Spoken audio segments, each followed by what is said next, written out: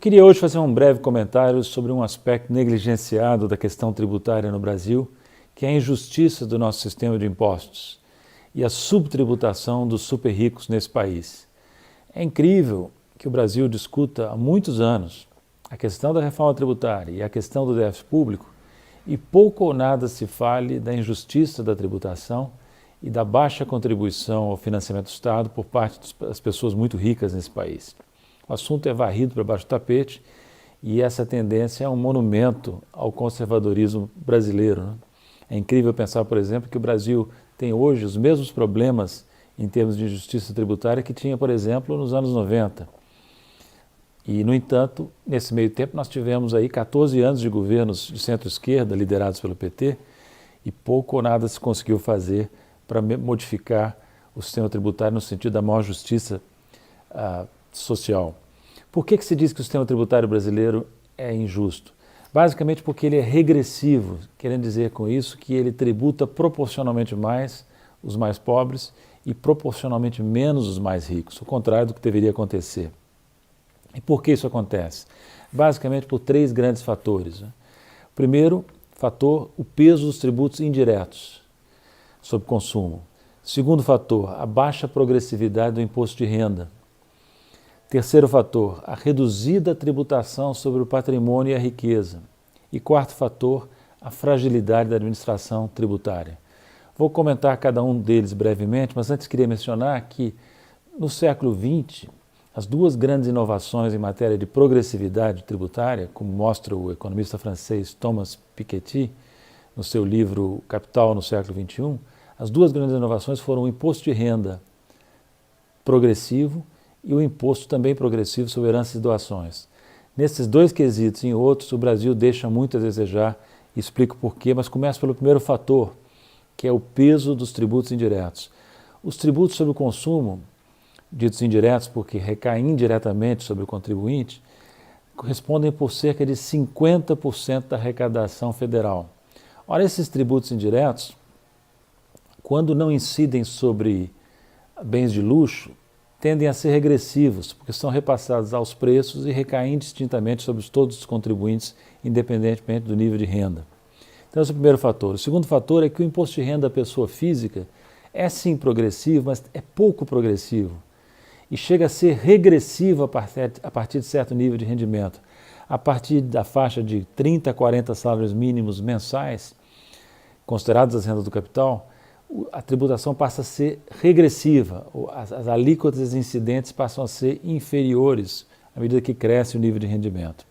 A alíquota marginal máxima no imposto de renda da pessoa física no Brasil é 27,5%. Isso é baixo para padrões internacionais, mesmo em comparação com países emergentes, e é inferior ao que já existiu no próprio Brasil. Até 1989, era de 45% a alíquota marginal máxima do imposto de renda da pessoa física e nunca tinha ficado abaixo de 50% durante os governos militares. Além disso, ficando ainda no imposto de renda da pessoa física, as rendas do capital ou da propriedade, com exceção dos aluguéis, ou são isentas de tributação na pessoa física ou estão fora da tabela progressiva, que é aplicada aos rendimentos do trabalho e dos aluguéis.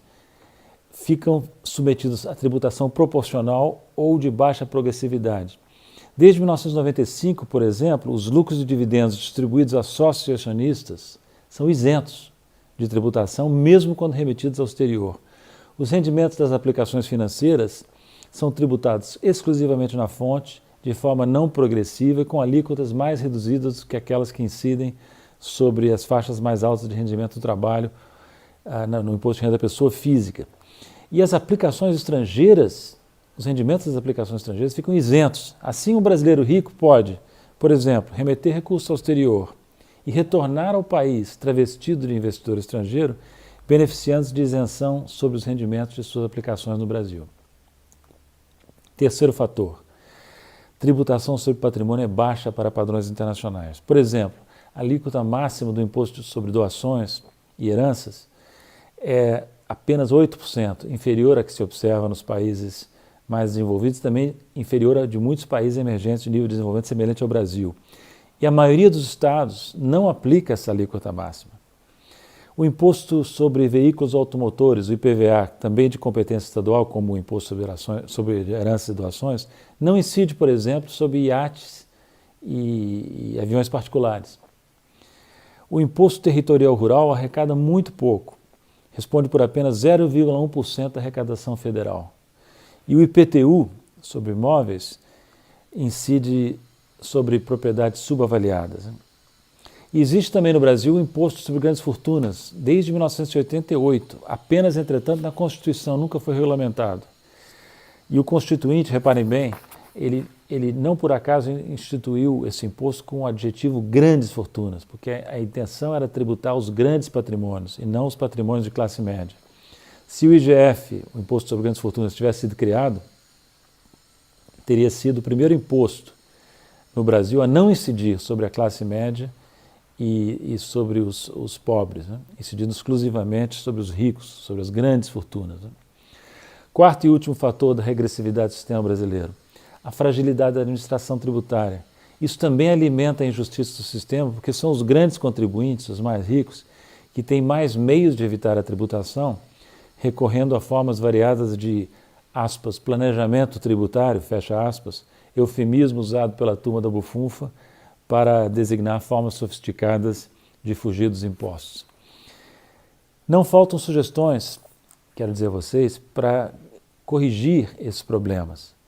Uma delas foi apresentada em julho, agora, por um conjunto de entidades sob a liderança do Instituto de Justiça Fiscal. Essa proposta se chama Tributar os Super Ricos para Reconstruir o País. É de julho de 2020. Os autores, em sua maioria, são auditores fiscais que conhecem bem o problema na prática. E eu sugiro a quem tem interesse em aprofundar essa discussão programática que consulte esse documento que está disponível na internet. Uma outra ideia interessante que eu não vou ter tempo de explicar aqui é a ideia do Prêmio Nobel de Economia francês Maurice Allais, que é uma forma engenhosa de usar mecanismos de mercado para garantir que os imóveis submetidos à tributação não sejam subavaliados pelo contribuinte. Eu expliquei essa proposta no meu livro Economia como ela é, publicada há muito tempo atrás, e lá está bem explicado a proposta feita pelo Maurice Allais, que eu não vou tentar desenvolver aqui. Uma última palavra sobre o risco de que a tentativa de tributar os super ricos possa gerar fuga de capitais. Esse risco existe e é muito alardeado por aqueles que se opõem à justiça tributária e à tentativa de extrair dos super ricos uma contribuição. Eu acho que o risco, entretanto, tem sido exagerado. Primeiro porque nós temos um regime de flutuação cambial, o que significa que tentativas de transferir capital para o exterior em resposta a aumento da tributação tenderiam a provocar uma depreciação cambial que pode ser até bem-vinda.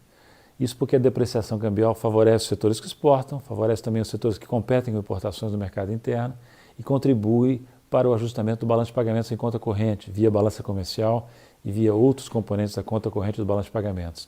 Além disso, observe que quando ocorre a depreciação, fica automaticamente mais caro transferir capital para fora. Isso tende a desestimular a transferência. E, por outro lado, observem que os rendimentos das aplicações financeiras no exterior são muito baixos hoje em dia. Em termos reais negativos, de modo geral, e até em termos nominais as taxas de juros no exterior têm sido negativas em praças importantes. Então não é que exista um incentivo tão grande assim para tirar recursos do Brasil em resposta à tributação mais elevada sobre os super ricos. Em todo caso, pode ser necessário, além desses mecanismos de mercado, contar com regulamentos. É importante fiscalizar, do ponto de vista tributário, a remessa de recursos ao exterior e instituir, se necessário, talvez seja, provavelmente será, caso se tente realmente tributar os super ricos, instituir controles seletivos e pontuais de capital, desfazendo o processo de liberalização que remonta ao governo Fernando Collor e ao governo Fernando Henrique Cardoso.